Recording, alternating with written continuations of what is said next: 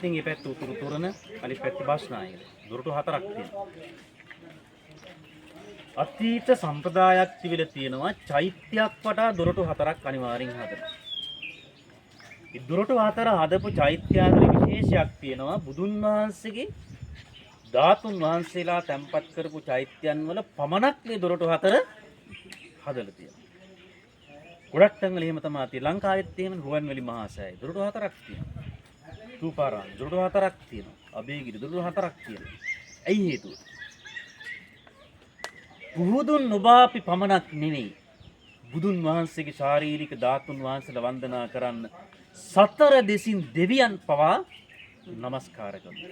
දොරටු හතරම විවෘතව තියෙන්නේ ඒ නිසා තමයි. මේක කවුරුවත් දන්නේ ඔය යනවා. වඳින පොදන නමුත් ඒක අර්ථය ඒකයි නැත්නම් ඒක දොරටුවක් විතරක් තියෙනවානේ. මේ දොරටු හතරෙන් විශේෂයක් තියෙනවා. මේ ගල් කණු මත තියෙන බලන්න විස්මිත කැටයම් මේ තියෙන්නේ. මේවට කොපමණ කාලයක් මහන්සි වෙන්නේ නැද්ද? කී වතාවක් නම් කටුව මිටිය භාවිතා වෙන්නේ නැද්ද මේ සියුම් කැටයම් නිර්මාණය කරන්න? කොතර ඉවසීමකින් මේ මිටි පහරක් වුණත් කටුව වුණත් භාවිතා කරන්න ඕනද? පොළොවෙන් උඩ තියෙනවා අඩි 34ක් මේ තොරණක උස. පොළොව යට මේ ගල් කණු තියෙනවා අඩි 12ක්. මහා පොළොව කම්පා වුණත් පෙරලෙන්න නම් නෙමෙයි හදලා තියෙන්නේ. අර සෙල්ලිපියේ තිබ්බ වචනේ මතකද? ඉරහඳ පවතින තෙක්. රුවක්වත් මේ තොරණ හතරෙම බුදුරුවක්වත් නැහැ පෙන්නලා. කියන වයත්තන් දකින්නේ මේ බුදුහාමුදුරන්ගේ රූපය අද අපි ප්‍රතිමාවකින් දකිනවනේ. එහෙම පෙන්නලා නැහැ.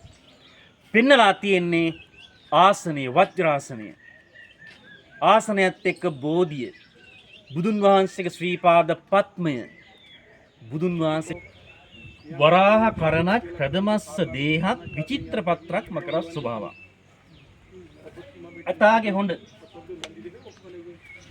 කිඹුලයි කට සිංහ පාද වතුරගේ ඇස ඌරගේ කන මානුවගේ ශරීරය.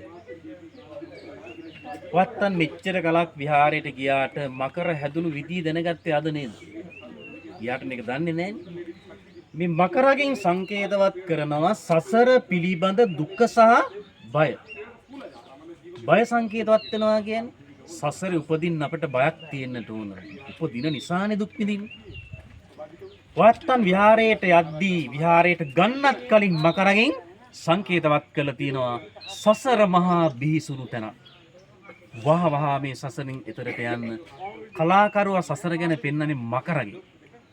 වත්තන් මේ නොපෙනෙන සසර ගැන නිර්මාණකරුවා පෙන්වන්නේ මකරගෙන්.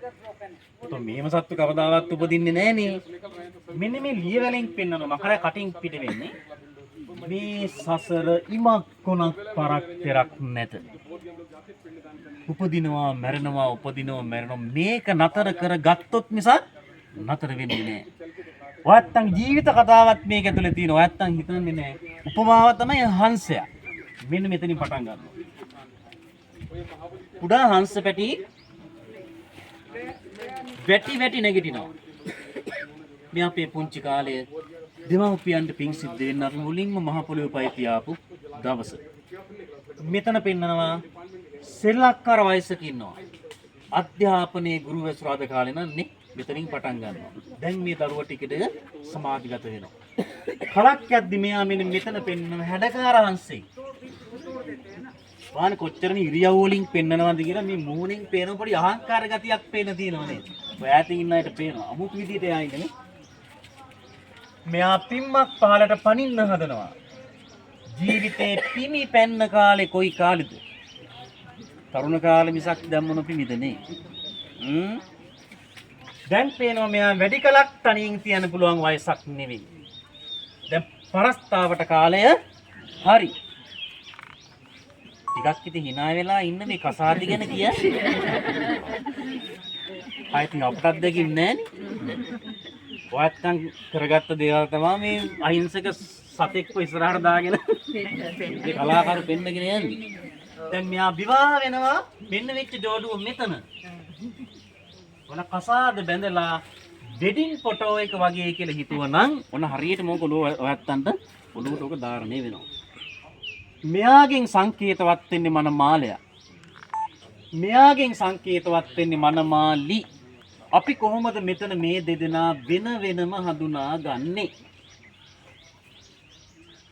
කරගත්තයිම ගින් එපා අහන්න මේව නේද? මේ මනමාලයා මේ මනමාලි කොහොමද අපි හඳුනගන්නේ? වම් පැත්තෙන් පැත්තත් මතක නෑ දැන් ඉතින්. කියන්න බෑනේ හඳ පානවත් ගියාද කියනකොට. මෙහෙම දැන් උපාසකම්ම කෙනෙක් වුණාත් වම් පැත්තෙන් නේද? වම් පැත්තෙන් තමයි ඉන්නේ. ඒ නිසා තමයි මම කිව්වේ මේ ඉන්නේ මනමාලයා. මේ මනමාලි. ඒතෝ සයිස් එකෙන් හොයන්න බෑ. මොකද කිව්වද? හරිද? ඇයි ලංකාව ඇතුළේ ලෝකේ ඕනම රටක විවාහ වෙනකොට මනමාලි වම් පැත්තෙන් ඉන්නේ? දකුණු පැත්තෙන් ඉන්නත් පුළුවන් තහනමක් නෑ. බලගත්තු දකුණු.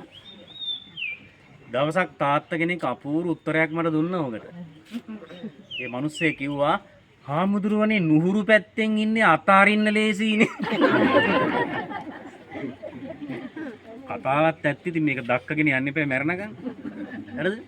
ඒක නිසා නෙවෙයි පිරිමියාගේ ජීවිතේ ශක්තිමත් නැති පැත්ත බලන්න මේ සමාජයේ තුලණය වෙන විදිය.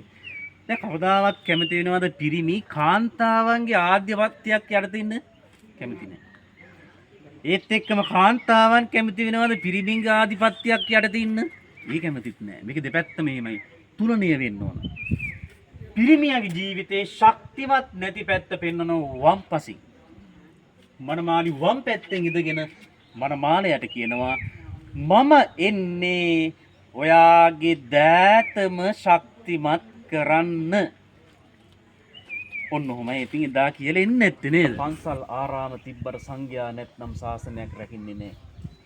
එතුමා මුලින්ම කියන නිසා තමයි ශාසනය කියන්නේ පන්සල් විහාර දීපල නෙමෙයි සංඝයා. ඒ අතරිනුත් ඔබතෝ සංඝයා කියන්නේ භික්ෂු භික්ෂුණීන් වහන්සේලාට. බැඳලා කියනවා ඔබ වහන්සේලා සමගියෙන් ශාසනයේ ඉන්න.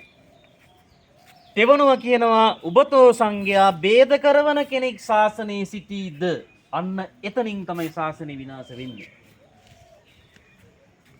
අවසානයේ ස්වරය පොඩ්ඩක් වෙනස් වෙනවා. එවන් අයට සුදුවත් හඳවා අනාවාසිකව තබන්න කියලා මහා සංඝයාට කියන. ගිහියන්ට නෙමෙයි කියන්නේ. ඔයත්තන්ට අයිතියක් නෑ හාමුදුරුවෝගේ සිවුරු ගලවන්න. මහා සංඝයාට කියනවා එවන් අය සුදුවත් හඳන්න කියන්නේ අර පැවිදි කරන දවසේ අන්දපු සුදු ඇඳුම නැවතත් අඳවන්න. මොකද ඒකනේ අන්තිම ඇඳුම. අඳවන්න ඒ කියන්නේ උපවිදි කරවන්න. අනාවාසිකව තියන්න කියන්නේ ආවාසෙ මොහොතක්වත් තියාගන්න එපා පිටමං කරලා යවන්න කියනවා.